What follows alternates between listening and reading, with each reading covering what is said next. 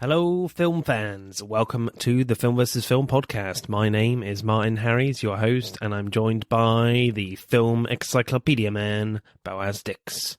We are a couple of filmmakers on occasion, but mainly can't stop yapping about movies. On this podcast, every episode we pick a topic from a film that's coming out at the cinema or on VOD. Myself and Boaz pick our favourite film from that topic, or team up against a guest and battle it out to decide which film will become the greatest film of all time. If you enjoy this podcast, please leave us a 5-star review and subscribe. Please enjoy part 2.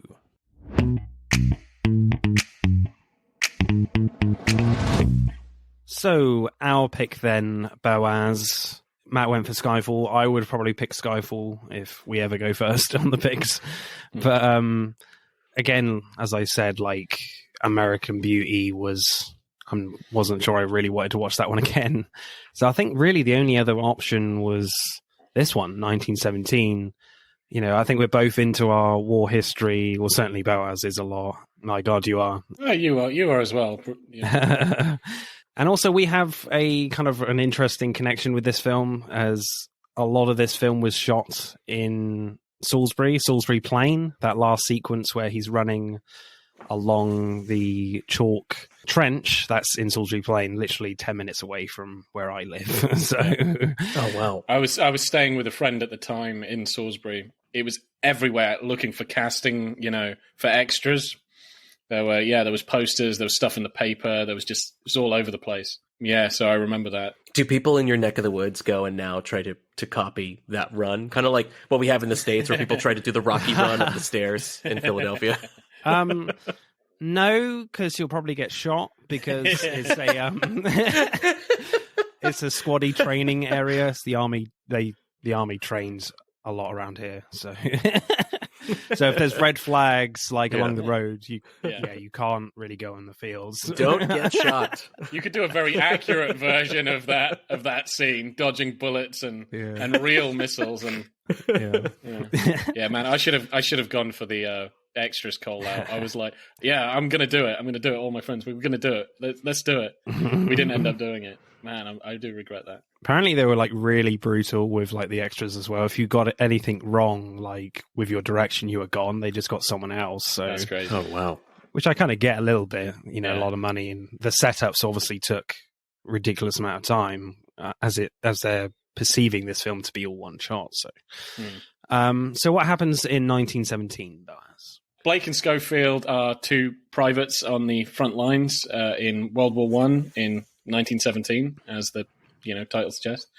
They are basically on the cusp of a really major offensive. They're called to the commander's tent or dugout, and he basically gives them an incredibly important mission that they have to go past no man's land, which has the German side of the trench has actually been abandoned by the Germans, and they've fallen back to a new defensive line and are actually hoping that the Allies attack it because it will be a slaughter. It's a trap.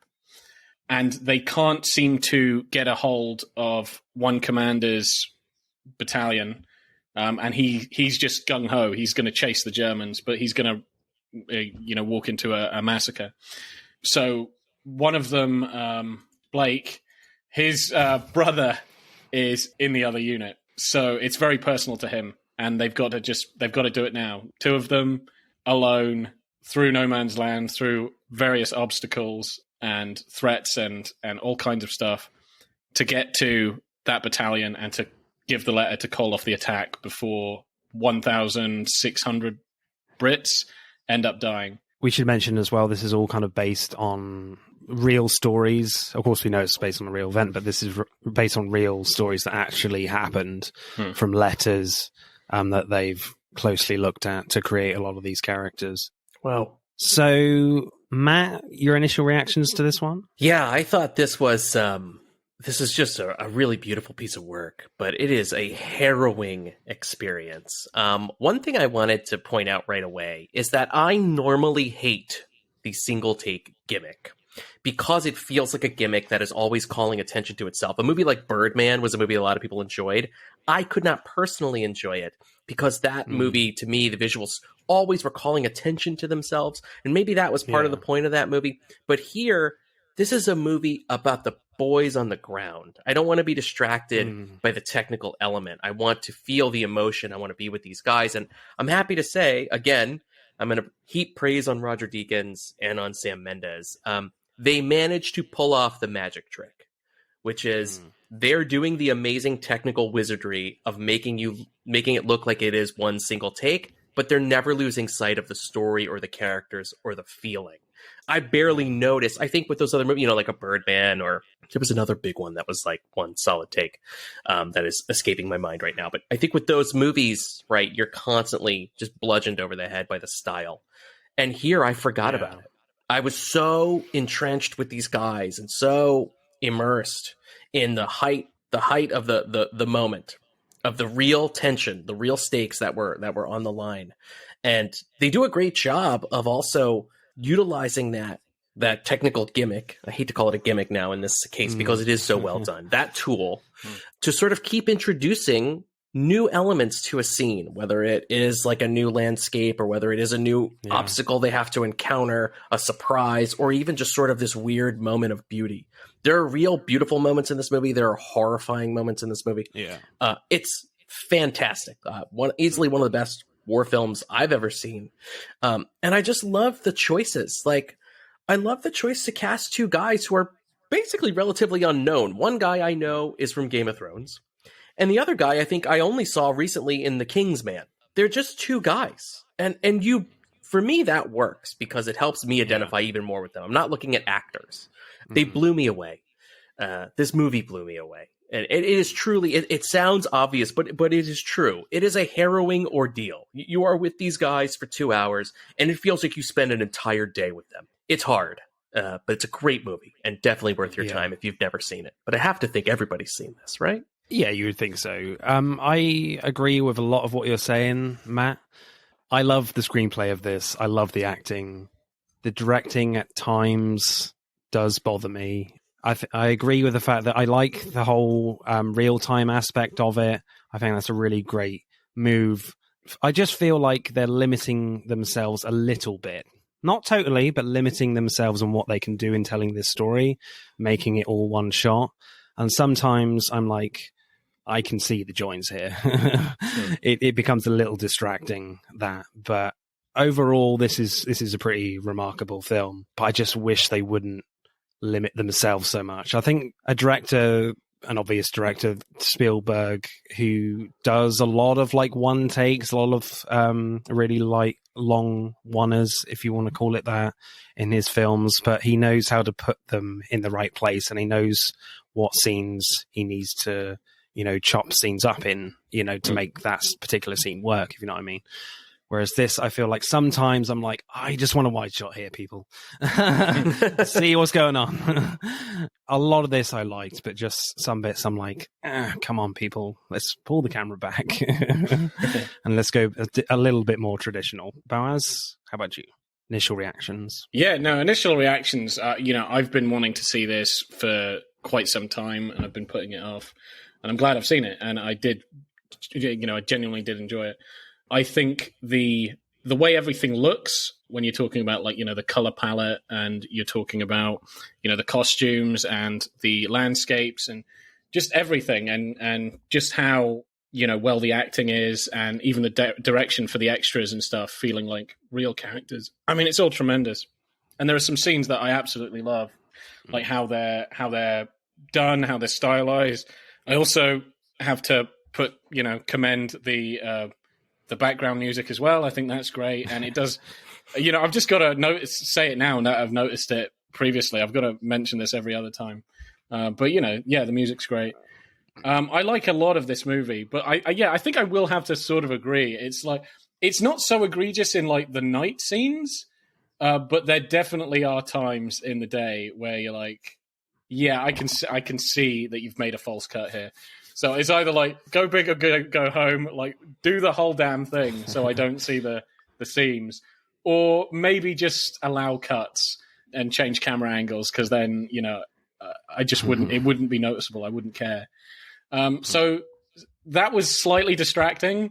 So I don't think it's 100% seamless. I mean, if either it was 100% seamless or they just did the long takes for several scenes in this movie, which I think are tremendous as long takes. I would say one of my favorite ones is when he's finally made it onto the shore and the camera follows it. It's like he's breaking down, and then he just kind of sits down. He's like defeated, and then you hear singing, and it's like almost angelic, and he like moves his way through the forest, and then the camera overtakes him, and it goes to this choir, going around all the men and back to him again.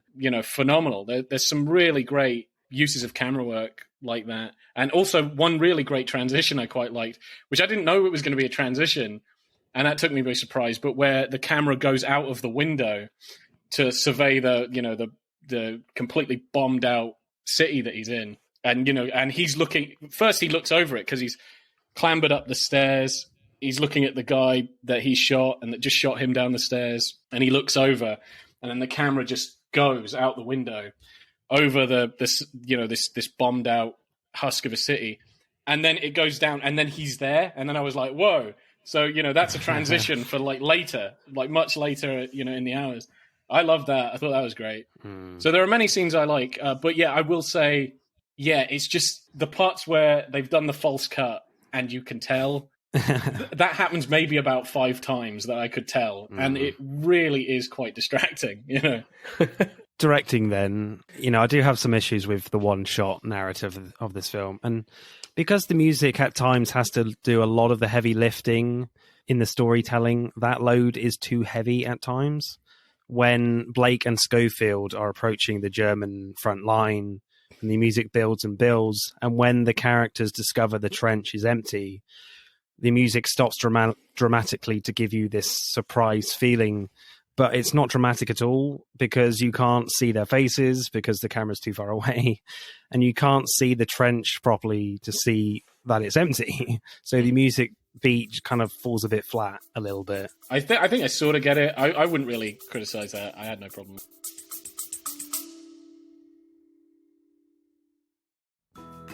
Hi, I'm Jordan, host of Let's Rewatch It Again podcast.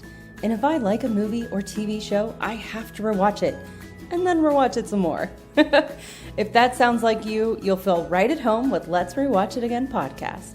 It's like you're watching your favorite movie or TV show right along with me. I talk about everything from director's commentaries to deleted scenes, trivia, iconic quotes, and everything else that keeps us hitting that play button one more time. So click the link. Find your favorite show or movie in the list of episodes, and let's rewatch it again together. That was certainly the one moment I thought, you need a wide shot here. You need some cutting here. This just doesn't work as a one-shot sequence. A lot of the stuff building up to that, as they're going around this massive crater, when you see the silhouette of the reflection of them walking around the crater with the water, that was great. But that was just the one scene where I was just like, I'm not sure this is working. But you know what I love visually, and it's definitely a directorial flourish here to differentiate sort of each vibe or each new location because you're doing the single take thing, is it almost like a video game. There's a moment where it sort of shows you, this is now the color palette, this is now the lighting palette. So like, here's what No Man's Land looks like, and then the transition from us crossing No Man's Land to going down into that bunker where it almost goes like first person, and you're coming down with him through the steps and the flashlight, and you're like, oh, now we're going to do a whole flashlight bit. That's how this is going to look. Yeah. And the mood and the tone, everything. Scope changes. Now it's super close, right? No Man's Land was really wide and big and sweeping, and now you have this tight claustrophobic space. I really like those bits because it helps establish the tone of the upcoming sequence right off the bat. It's just like, all right, here's your deck of cards, this is what it looks like, and now it'll play like this for a bit. One that I really liked about that, because it kind of reminded me of like a theater production where they're at the farm with the hut and the milk, and he's found the milk. Oh yeah. And you have that, the barn. That's basically what it is. A barn. And so they're hanging around the barn, and then you see the, dog fight. So they're in the barn looking out, seeing the dog fight past the doors. And then the plane like smashes through the barn. Yeah. Yeah. And then he's got to and they pull the German out who's screaming on fire, pull him out to safety just in front of the barn. And then, he has a shootout with the German and the guy dies in his arms while the barn is like burning behind him. And that was quite cool. That was like, if you're talking about like a different feel for a section, like that felt very theater-like, or do you know what I mean? Just this one great set piece where everything was happening around it. Yeah, I really like that the plane crash scene, because it is messing with your expectations a little bit, and the suspense and the rhythm of what you're expecting to happen. Like, I love that bit when the plane kind of dips under the ridge, and like, you're like, is that crashed, or is it gonna come up? And then, oh shit, it's come up and it's crashing through. Yeah. Right, you're waiting for that little plume of smoke to come up, and then instead you get a plane. Yeah. Because even before that, they're not expecting it to crash near where they are at all. They're just looking at this spectacle. But I love the sequence where Blake dies as well, because again, it messes with your expectation, because Blake is a great, honourable guy. He wants Schofield to get water for him. Schofield gets the water, and then you hear a gasp of him being stabbed, and then almost immediately you get the camera turn to see him falling backwards, bleeding, and you don't see the death at all. So you would think you would actually see that on camera, but you don't at all, which is really, really interesting. It makes it so effective too, because your cue for that is Blake shouting, "No, stop, stop." And it's so real, and you know something's wrong. And then by the time the camera whip pans back to him, he's just bleeding out from his guts. And it's such a gut punch. It's so sad, that moment. Yeah. And isn't there a moment where he kind of like, he loses track of reality for a second, because he comes back in and he's like, where am I? Am I dying? What is this? Yeah, he was like, what happened to me? And he's like, you've been stabbed. He's like, am I dying? And he's like, yeah, I think you are. And he just, he just cannot remember what the hell he's been talking about. Oh, it's such a good performance by that kid. And I feel like they got that from like a letter. They must have got that from some sort of actual real war document of how someone actually died, So, because I've never really seen that kind of thing in a death scene before in a movie, really. Not one I can think of right now. So yeah, and it feels real, right? Yeah, that death scene definitely stuck with me. That felt really real. I would have actually preferred to kind of stay on it for a lot longer than they did. I feel it's pretty long as well. It was pretty long, but I would have stayed on it for a little while, just kind of, let him sort of, because it didn't really seem like it had even registered to him, because it wouldn't, something that horrible. So I guess maybe it would be something I would want to just like chill out for like a half an hour to sort of fucking process this as a person. If a best friend died in my arms, and he doesn't really get the chance, because immediately, a bunch of British squaddies just appear. Yeah, I would have maybe even spaced out like when they came, because they came like just as he died. Like it's just like, what are the chances? They almost crash the scene the same way that plane does. Yeah, right. I do. I feel like I just would have spaced out him meeting them. Like, it just seems like such a coincidence. I don't mind it so much, because I just feel like it's just this thing in war that you just don't have time to grieve. You just got to carry on and continue with the mission. Yeah, no, my gripe just with the scene is it just felt a little too convenient. Oh, and one thing I would like to say is, again, talking about the music, I noticed that you don't even know when he dies, because he looks completely out of it. And he's breathing very little. It's going out. His air is going out. He's holding him. And then you can tell the exact moment he dies. And I think it's a very clever moment of doing it, where they just cut out the background music. And it's such subtle background music that you barely notice it. And then they just cut it out on the moment that they're like, yeah, he's dead. An excellent dead guy acting by that kid. I was thinking like how hard that's got to be, especially with, again, the whole one-take Megillah that's hanging over everything. And he's got to rummage through his corpse for like, the relevant stuff. Yeah, rummage through corpse, be dragged, don't flinch, don't blink, don't breathe. It's like there's no cutaways, so there's no safety net for you. You have to just be dead. I think I know how they did it. They actually killed him. Yeah. He's never showing up in anything again. If you see him in something now, he's an AI. yeah.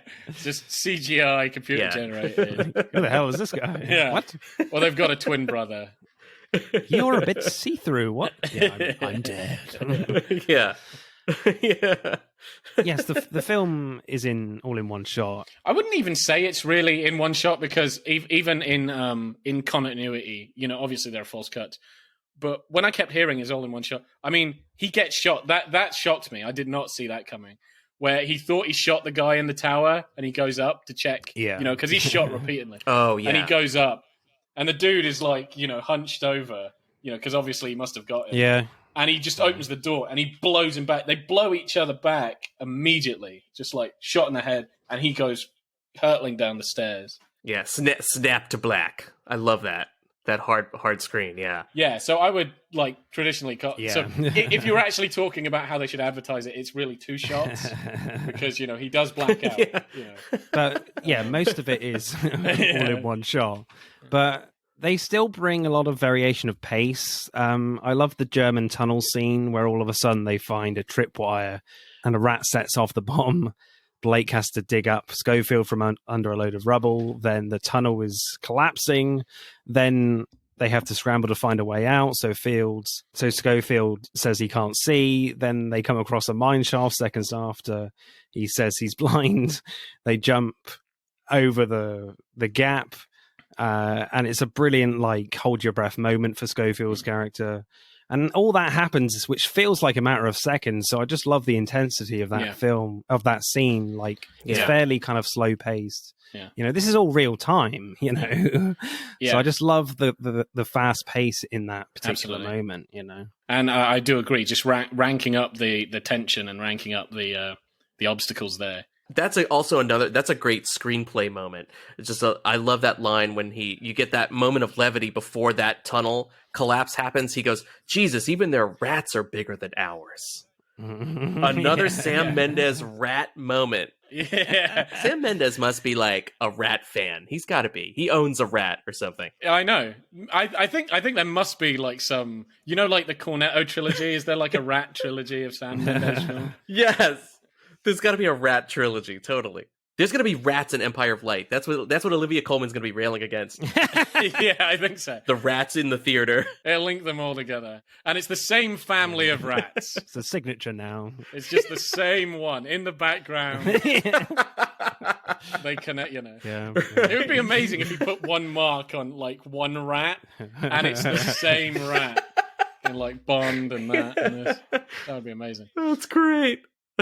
As I said before, I feel like they just needed some cuts in moments. I mean, and I wanted a wide angle so I could just see what's going on a bit more, just to establish geography a bit. And at times it's quite obvious where the hidden cuts are pretty much every time for me. When the camera moves away from the characters just to landscape, there's a cut there. Or just before they go into the tunnel, there's a second of black. The camera tracks really close to the ground, really close on dirt. There's one there. Or something just flashes past the camera. They're all cut. So it became a little distracting. And throughout, it's a bit annoying. I didn't mind the ones when it is, going through a tunnel or going through dark or going through water. Yeah.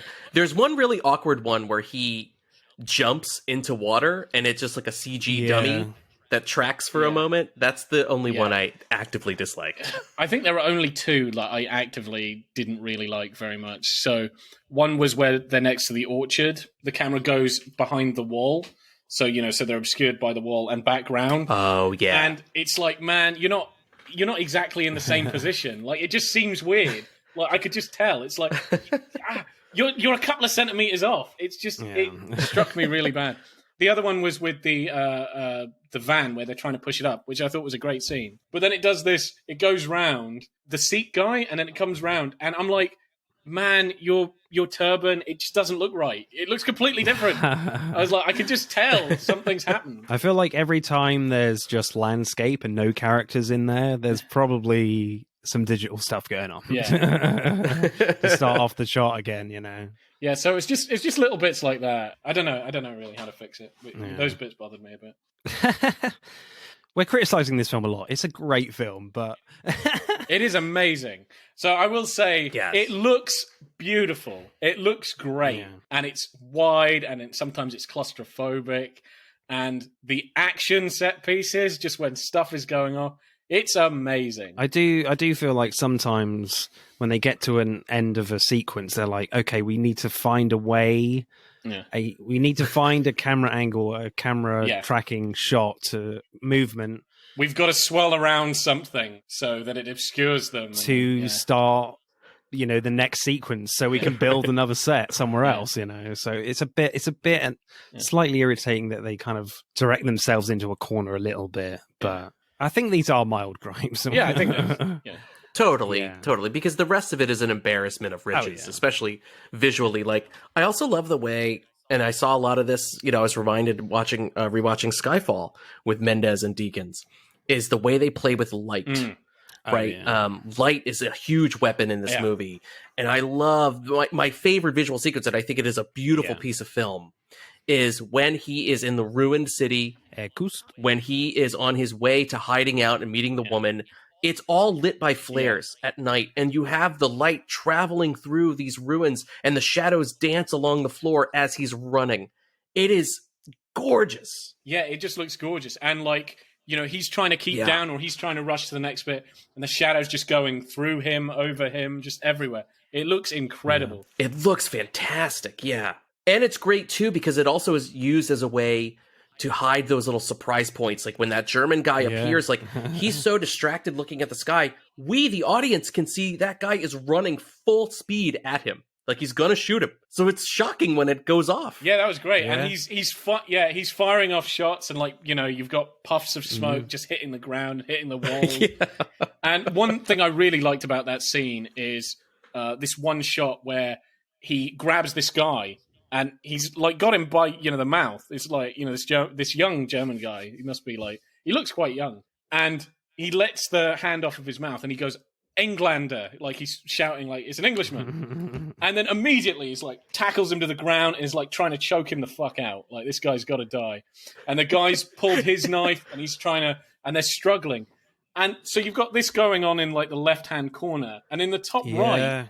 A German superior, comes over, and he's just wandering around in the background, probably looking for this guy, and he's just looking around. And you've just got in the bottom left corner, he is trying desperately to kill this man as quickly. It looks like that guy's drunkenly trying to pee in the corner. That's what I thought he was doing. He's stumbling. That was amazing. And then it almost gave me a heart attack because the guy he's nearly dead, and you're just please don't look around.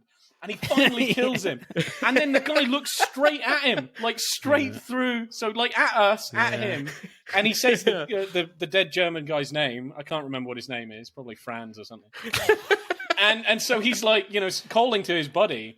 And he just turns around and he pelts at the guy before he can draw his pistol and just punches him and runs like hell. Yeah. That whole scene was tense as fuck. Yeah. Really well done. And we're talking a lot about the visuals, but those visuals and that scene that you're talking about also only work because the blocking is so good. Oh, yeah. The staging of where the actors is in a scene, and they have to be super conscious of it. Again, especially with the single take thing, is that is genius placement to figure out how to get physical bodies into a frame, keep them, at bay until they're supposed to be introduced into your field of vision. That's a lot of work, and it's like a ballet, right? It's got to be choreographed and timed, and people have to enter a scene at the correct time. That seems like an added layer of now we got to keep track of this dance that these actors have to do now, right? Yes. You don't have the cuts to hide behind. It's actually kind of dazzling now that I keep thinking about it. Just a simple scene like that, the guy in the background and the choking in the foreground. That's nuts. It's definitely my favorite scene, I would say. And I think going into a World War One film, you're how are they going to make rubble, rain, grass, mud, and more mud and mud? Lots of mud really interesting.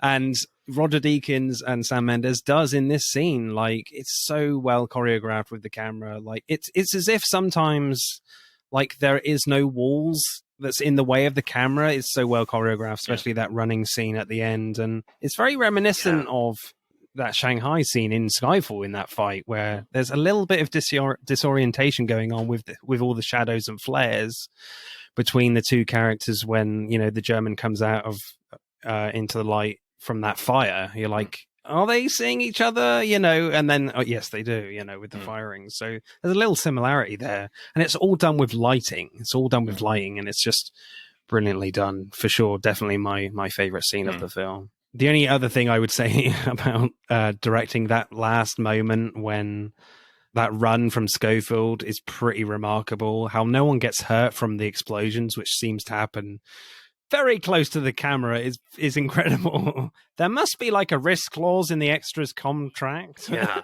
And as he's running into extras, like, yeah. Is that planned, or is he just like, if they're like, look, if you run into somebody, like, there's a chance this actor might nail you. You keep going. Just keep going, yeah. Just keep going. Yeah. I think I heard somewhere, I can't remember who it was by, so I have to check it, that was an accident. He wasn't meant to run into people. Like, he had to keep up with the camera. And he ran into someone, and he was just like, oh, shit. So he's got to keep up with the camera, and then he hits another person. The extra was probably fired, to be fair. But I think the fact that he doesn't break character is like, fuck this mission is important. Like, for him, I suppose, get the shot, but also for his character, like, come hell or high water, I've gone through so much shit, too much shit, to stop now. It's really interesting, because I don't know whether you guys have watched Gallipoli, Peter Weir's film, World War One film. I've heard of it, I've never seen it. It's so good. Is that the one with... Mel Gibson, yeah. Mel Gibson, yeah, I have watched that. And there's a very similar scene at the end where Mel Gibson has to deliver a message to the British officers to stop the attack. But it's cut very differently. It's very, very fast cutting. You got the runner, his friend running along the battlefield. You got Mel Gibson running to the officers. You got shots of the officers. So it's all very fastly cut. So I don't know whether like that film was very much in their mind. I don't know when they decided to do this all in one shot, but I still feel like you get the same impact from that film of this really tense atmosphere with that one shot run. It's just this one angle of him running across all these people. So yes, it's more like spectacle, I guess, but it's still a really strong feeling you get from it. Another scene that I quite like is where at the beginning they're like really trying to get on with this because, you know, his brother is in danger. So they're talking about this. He's like, no, I've got to go. And they're bumping into people and they're getting tense and stuff. And because it's all very claustrophobic, the trenches, like they're really kind of tight. It's really only one way, these places, and they're bumping into places. And you're like, man, this is hell. This is hell. And then they get to this other trench and they're like, are you they're looking for the dunes, or I can't remember who they're looking for. They're looking for a particular trench commander. And they get to this trench and it is fucked. And, you know, it's collapsed in on itself because of shells and stuff. They're digging out soil and, filth and all that stuff. And their commander is just dead. And it's so narrow and they have to walk on him. And he's like, hey, don't walk on him, Yeah, and they look really worse for wear. So it's just like the fact that where they come from, where it starts the film, you're like, man, living in the trenches is hell. And as they go through the trench, like, it gets a lot worse. I kind of like as well in this one-shot aspect of the film that they don't really point out, like, the dead bodies. They're just there, the camera just goes past them. They're never focusing on them. Yeah, especially on the when they go through no man's land. And you just have, just corpses on the floor or in holes, or just when he gets cut on the wire, where he was holding the wire and he gets cut and that was disgusting. That was gross. Right? And he slit his hand. And his hand goes right into that corpse. Yeah, it's straight into that body. That's the thing I remember from 1917. Like, I had seen it once before this show. Of course I remember the guy running, but the thing that I always remember is him coming over that ridge, putting his hand down into a dead guy and being like, that guy is going to die now because he has bacteria or whatever. It's like the guy's stomach was made out of porridge. It just went like straight through. Yes. That was horrible. And I also love, too, that speaking of the dead bodies and you're saying how they're introduced in a scene, after he's in the riverbed and it rains flowers and you have this beautiful moment, kind of calls back to what Blake was talking about, right? He talks about working in the botanicals and how they rain down, looks like snow, and then there are all the bodies, just like buoys that he's got to climb on top of to get out. Yeah, it's so disturbing. It's great dead bodies in this movie. Great dead body acting. If you like dead bodies, great dead bodies in this movie. So, favorite shots, people? My favorite shot is in that ruined city before he meets the French lady in the bunker. When he's running and the flares are dancing through the night sky and those shadows are moving, that is some of the most beautiful work I think I've ever seen. I don't want to be too hyperbolic about it, but it's film art. It looks incredible. It's such a striking image. That's my favorite bit. Yeah. It's my favorite bit in the movie, and it's my favorite shot. Especially like the reflection in the puddle of water of the flare as well. Yeah, it's just cool. like, oh, it's so beautiful. Yeah. Gorgeous. Boaz, same scene or different? I would say same roundabout scene. I think there's many places I could pick from. I would say when the camera goes from out of the window, him looking down on the destruction of the city, out of the window, tracks through the city, and then comes down next to him. That was really good. Oh, right. That was just a great transition. And probably what would be very close to that is him trying to choke out the German soldier. Intense. Directing score, Matt, what are you going for 1917? I mean, I think it's a feat. The only thing that holds it back for me, like I said, a bit is, the commitment to the real time aspect, but it is still gorgeous and there are some really beautiful moments. I'm gonna give this. I'm going to go 8.1. 8.1. Okay. It's not as slick and luscious as Skyfall is, and I miss the pacing, but I have to give credit where credit is due, just simply for the amount of work that went into building these moments in a film like this. I'm going to go 8.1. Yeah, I tend to agree with that. What do you reckon? I would probably go a little bit higher, just how gorgeous it looks as well. So in my head, as you were talking about the film, like if they managed to make the cuts like less obvious, then I think I would get closer to maybe a 9. I would get closer to a 9. That said, going through the criticisms and stuff like that, I'm happy like maybe an 8.5 or an 8.6. Let's go 8.5, shall we? Yeah. It feels dirty, like putting an 8.5 to a Roger Deakins shot film. It's just like it's still sacrilege, but it's still really good. I mean, that's still it's still over. Yeah. We can go a little higher if you want. Yeah. 8 is nothing to shake a stick at. If you have 8 of something, that's a good amount. We can go a little higher if you want. If you want to do like 8.7. No, I'm good.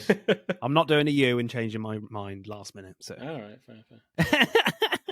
Mr. Decisive. Right. Screenplay then. Also, just an aspect of like Blake's death we haven't really touched on is that we've said it's really brilliantly done, but he dies halfway through the film. You know, for an effectively it being a 2-character film, this is really quite bold, and for it to be like so early on is just pretty amazing. You would expect a death like that at the beginning of like the 3rd act, but it's just another example of anything can happen in war, and the death scene especially is brilliantly drawn out, as we said a lot, but Schofield doesn't want to accept that Blake is going to die as well, because he's trying to keep him up on his feet. It's like, no, you're not going to die on me here. You're still going to come with me. You're the map dude. I don't know where I'm going. But no, it's more obviously heartfelt than that. It's just quite amazing that he dies within 50 minutes of the film in a 2-hour film. It's just so unexpected. Yeah. And after doing something so heroic too, right? Especially, actually, he's very much like the hero, one of the two, and he's taken the call to adventure. It's his brother. He's going to do it. It's the right thing. He's leading, Schofield. He's leading him through all of the obstacles. He's the main guy. And he's very hopeful and all this. And even when it comes to how he dies, the downed plane pilot, he's trying to do the right thing. Like, Schofield was like, we should just put him out of his misery. So he's thinking, we should just shoot this fucker. But, Blake is like, no, you just get water. Like, we'll try and, make sure he gets better or whatever. We'll sort this out. And for his heroic act, he gets killed. It's like, it's just so unfair. No good deed goes exactly. unpunished.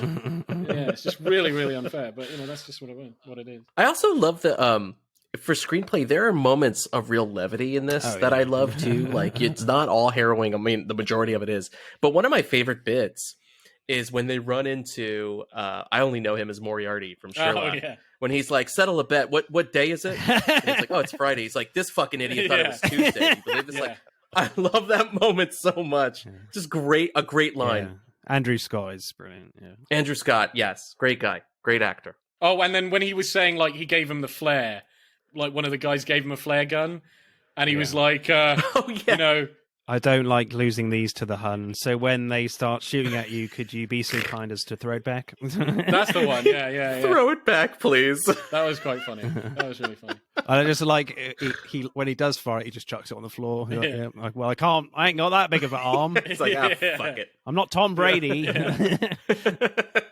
Yeah, that was really funny. There's also a bit too where they have a boy moment, Schofield and Blake, where he's like, "You'll be wanking in no time." He's like, "Wrong hand." Yeah, that was funny. I like that. Yeah, that's good. Yeah. I love that. That to me is the stuff that's the good trench camaraderie of war movies. Is when boys will be boys a little bit, and you kind of have those moments as if they're not in this impossible situation. Like, I really like those moments. Yeah, because we forget these soldiers were mainly kids. These are like 18 to 22 or whatever. Yeah, really young. They are not old, hardened soldiers at all. They're just thrown into this. Yeah. So as you said, I do like the quite funny banter between these characters. Yeah. For a fairly simple story as well, with just two characters getting to point A to point B, delivering a message, this film manages to ramp up the stakes quite a few times. Like, obviously one of them dies very early on, but a few lines from Mark Strong's character changes everything when he says to Schofield at the bridge, if you do manage to get to Colonel Mackenzie, make sure there are witnesses. Oh, yeah. And then he says, they're direct orders, sir. I know, but some men just want the fight. So it heavily implies that just getting there is half the battle here. When before you thought it's just a survival film to get to point A to point B. But now in a few lines, it just becomes more complicated. You mentioned it briefly, Matt, as well, but I really like the sequence in the river where Schofield almost drowns of exhaustion. A little great acting moment from George Mackay. But then he sees tree blossoms fall in the water, and you immediately think back to his friend Blake, who just died. Yes. I love that callback. Because he spoke in great detail about his family having an orchard. And it's poetic, We talked about the poetry in Skyfall. That almost felt like almost a poetic moment here, where those moments sort of rhymed. It was a callback, and it felt like you got this moment of beauty in an ugly world. And then, of course, the reality of war sets in, and the rug gets pulled out from under you, and here are a bunch of dead bodies you got to climb over. Yeah, but it's that transition of like having a beautiful moment to then this quite horrifying moment. Probably one of the most beautiful moments to the most horrifying moments of just climbing over dead bodies to get away. Yeah, and George Mackay does an amazing acting job of just looking shit scared as well.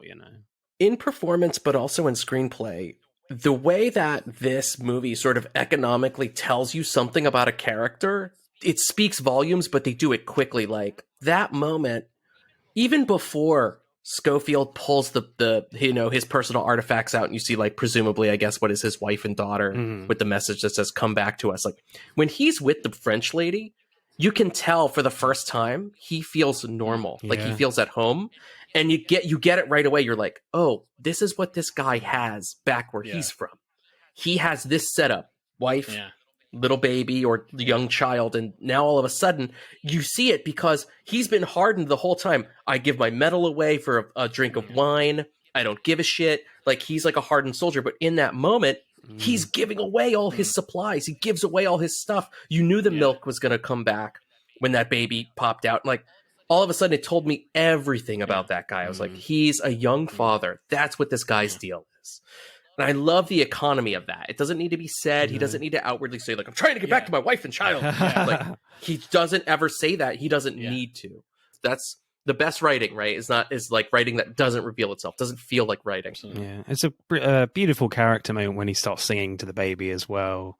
Yes. Really quite beautiful, and quite a nice moment in that very intense scene of just things just slowing down a bit so he can breathe a bit in the story. It's also, before that, it's kind of horrible because, when he's trying to talk to her and he's like, is this your baby? And she's like, no. Like, no, this isn't mine. Yeah. And it's like, do you know whose baby it is? It's like, no. So you're like, wow, that is fucking horrible. That is really, really terrible. But then, then it goes to something more sweet and heartfelt. Yeah, just that that dichotomy of going from something so horrendous, this child is an orphan, to he's giving everything to this kid and he's playing with this kid and he's trying to sing it a lullaby and stuff. And it happens quite a few times, just this beautiful moment to a horrific one. And a lot of the time, especially that river one for me, it creeps up on you. You don't expect it. You're like, oh, shit. Right. It's almost like Sam Mendes is like, don't get comfortable. Yeah. I'm going to lull you into a moment, but don't get comfortable because we've still got to go. So we've already talked about that moment, but, it's less horrific and just more like, heart beating like they're going to die, but in the cave-in thing. And you really thought he was going to die. Like, he gets blasted, like, across the fucking room when that thing goes up. And then buried. But just before that, they're making jokes. They're joking about the rats and stuff. And I had no idea. He's like, there's a tripwire. And then the rat carries, like, the apples. And I thought this was a joke. Like, okay, yeah, keep them away from that because, it's a rat with apples. But, then they almost die. It's like, it's deadly serious. It's like they went from pissing about to, like, they were almost murdered.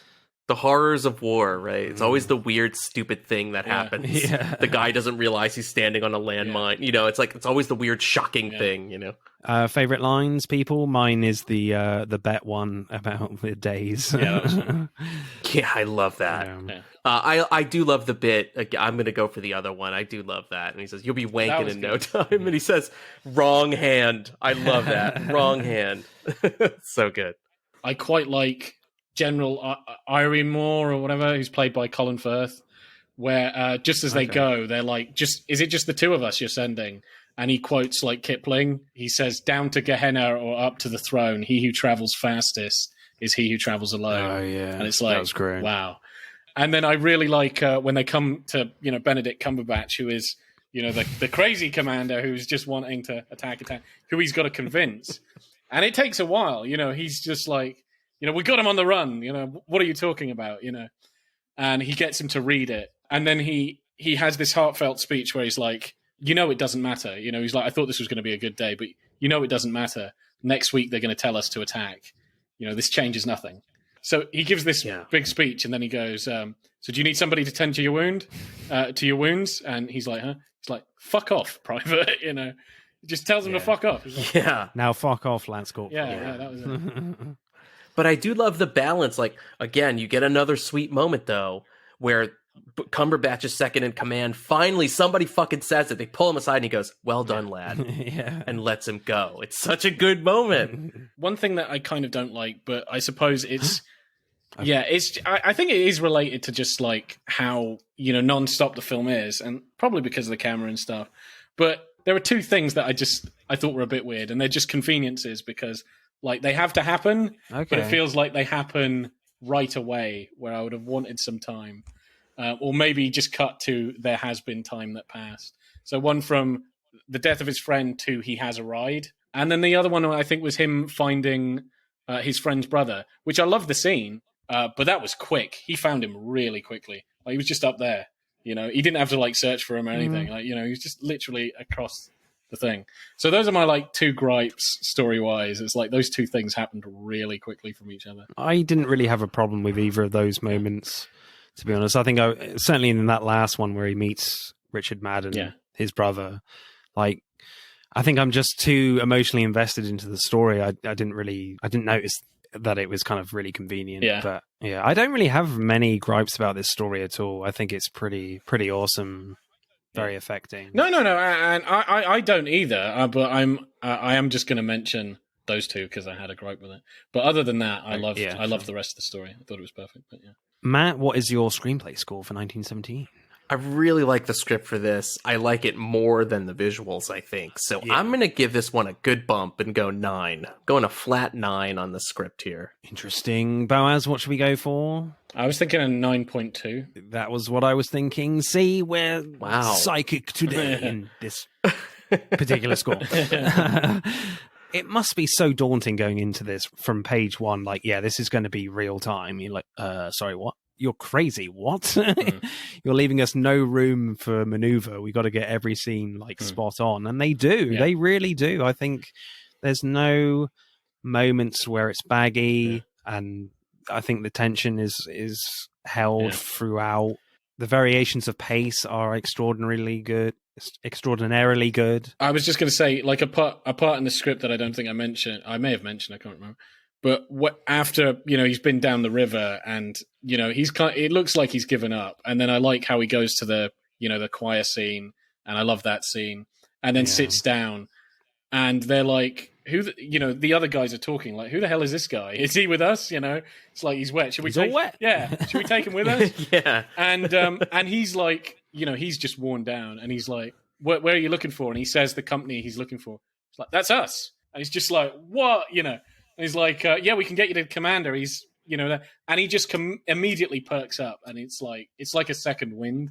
I really like that. I also kind of like it through the storytelling through like his costume and props, because he loses his helmet, his rifle, and the map, obviously his friends throughout the whole thing. So he's losing resources throughout. He's given away his canteen to the babe. He's gotten rid of all of his food. Yeah, he is stripped down to the bone by the time he gets to, and that's when he's like the bravest in the most danger. Like, he's got nothing, yet he's going over the top before any of them and just running past, like, shells and stuff. Yeah, with nothing. With absolutely nothing. Yeah. So that makes that scene even more special. So, acting then. I like the acting from George Mackay when his character is asleep right at the start and the sergeant asks Blake to pick a man and to bring his kit. And George opens his eyes when the sergeant approaches, but pretends he's asleep again when he says, pick a man.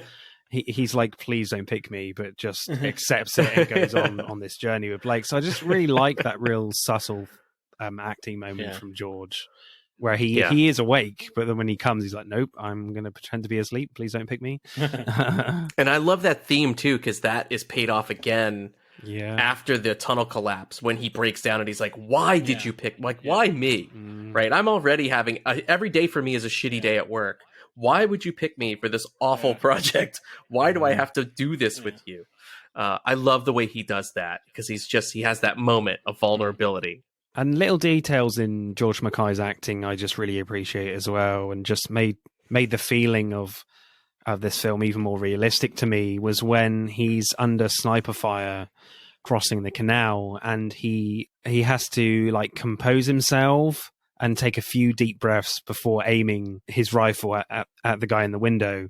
And you get so much character from that. This guy is incredibly scared and weary already and just needs a moment to concentrate. And I love that. And you just don't see that enough in action films, where they're just like, I need to take a moment here to compose my shot and aim my rifle properly. And he's even looking round, and then, he's unsure when the next bullet's going to happen. The attention to detail in the acting is really amazing. He's not an action hero, and it's just great how it's acted. Like, he's shit scared, like anybody else would be. Yeah, absolutely. He's not a James Bond, for example. Like, this guy could die. That does come across in the performance. I did love what you guys pointed out earlier. You're absolutely right. Like, you don't think about it because you're just watching, characters in this movie, but they're just kids. Yeah. These are just kids. It's crazy that they were saddled with having to do this. And the casting is perfect for that. Yeah. Because they are arguably the two youngest looking people, I think, that we see in the movie. Oh, yeah, for sure. They look like two teenagers. They would be more at home in Superbad or something than this. So to see them take all this on their shoulders is crazy. And I just like that moment on the truck as well from George Mackay, when he's just lost his friend Blake and all these other guys are just, chatting and making jokes and stuff. And he's processing of just what has happened and not even acknowledging that they're there almost, It's such an internal performance in that moment. And they're just talking shit too, like kids, right? They're just having this like random conversation. Yeah. They're laughing and joking and doing impressions. And oh, that's what they're doing. They're imitating a commanding officer that they all imitate. Yeah. Like college kids. They're making fun of a professor that everybody quotes. But yeah, I do like that. So like the camera's going on them and they're just laughing and then sticking on him. and just blank faced. It's like, I'm not here right now, And those kids don't really acknowledge that he's there as well. And then when he gets the guys to push the truck, then they all kind of realize he is a dude in the truck. He is an actual person and not invisible. He kind of changes demeanor really quickly because one, he's just blank, he's not there. Yeah. And then the truck stops, he gets out, and then he's ordering them like he's somehow, he's like, get out, everybody get out, push. Yeah. But even before he's pleading, he tries to take it on himself. That's how much he wants to finish. He's trying to push the truck on his own. It's a great moment. And then he's like, please, like begging them. But, it's it's really genuine. So, those are three like really different emotions, like back to back. So that's pretty good. I love the little performance from Benedict Cumberbatch when Schofield bursts into the room where he looks very serious and you're really not sure whether the letter will get into his hands or not. And when it does, Cumberbatch's face turns so subtly that before he says anything that, he will stop the attack. So I just love Benedict Cumberbatch, man. He is my man crush, I guess, in acting. The guy is extraordinary. Oh, he's great. And it's hardly anything as well, And any little tick he can make interesting. Even the way he removes his helmet for that moment, there's something like so just... It's big. It's great. I too am a big I'm a cumber bitch, as they say. Yes. Yes. His army of cumber bitches. He makes me come a bunch. Oh, God. Lower the tone. Jesus Christ. Boaz, I give that joke a 10. A flat 10. It's the top joke I've heard. Oh, God. I'm here all week. He certainly doesn't need a wanking hand, for sure.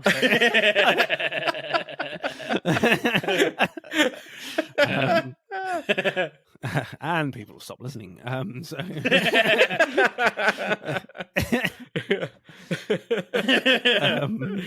Any other acting moments anyone likes? I just want to, again, praise Andrew Scott. That guy manages to be so big in his 2 minutes of screen time. And he also feels so lived into that world and so real. He makes it look effortless. The best actors always do. And I also want to give a shout to the French girl.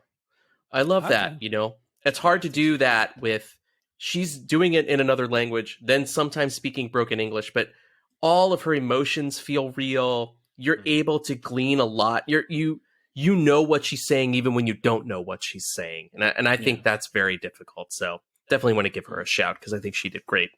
Favorite performance? Who are we going with? I just quite liked him, but Blake, and I think especially like his death scene, like that was just, that was rough. Dean Charles Chapman.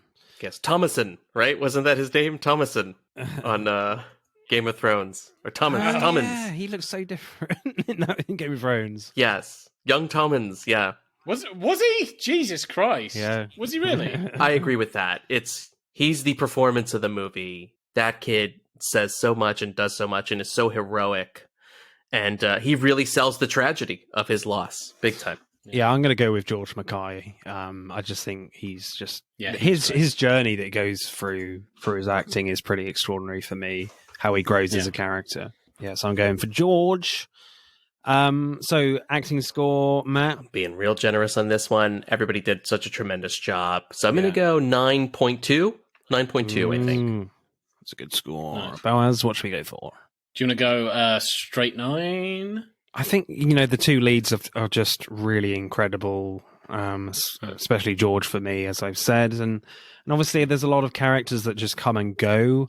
They're there to service the story. They're not trying to do too much at all. Yeah. It's oh, this is my scene. I must act my ass off. No, everything is in tone to the rest of the film and in their character.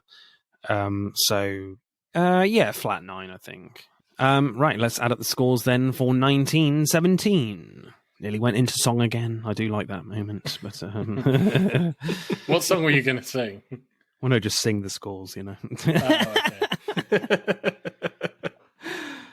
While you're checking the scores, I hope you will indulge me, and I will tell you a true story really quick of the first time I saw 1917. It's become a running joke on our show, but it is not just a bit for comedy. This comedy was first based in truth. I saw this. I don't know if you you guys go to movie theaters like this, but here in America, we have a lot of dine-in theaters, like movies where you sit down and they bring you a full dinner. It's not ideal, but, sometimes that's the theater that's playing the movie. I really wanted to see 1917, and I saw it in 70 millimeter at the Alamo Drafthouse here in San Francisco. Wonderful projection. I wanted to see it as big as possible. It's a dine-in theater, and I was hungry. And the joke on our show is that while these young men were giving their lives and dying and their guts are hanging out, I'm sitting there eating a flatbread pizza like a fat guy, watching them sacrifice their lives. So it was great. I intentionally was like, I will not eat during this screening of 1917. So when I sat down to watch it this time, I was a good boy, and I struggled. I put all the snacks away. I didn't even have a drink of water. Yeah. I just watched the film and then afterwards ate like a bad man. So I would not repeat the sins of the past. So there you go. That's my story. That's nice. Yeah. I'm a bit of a stickler for eating I don't eat in cinemas. I'm like, I just have a drink. That's it. I'm not eating. I'm just going to watch the movie. That's it. I eat everything just before the movie starts. So, just scoff it all down. Scoff in your face. See, you boys are clever. I'm half and half because sometimes I will just forget. And when I get there, I want to eat. And I'm like, well, I'm not going to not eat. It's like, what are you watching? 1917 as I shovel a pepperoni into my face. So 1917 gets 53 points.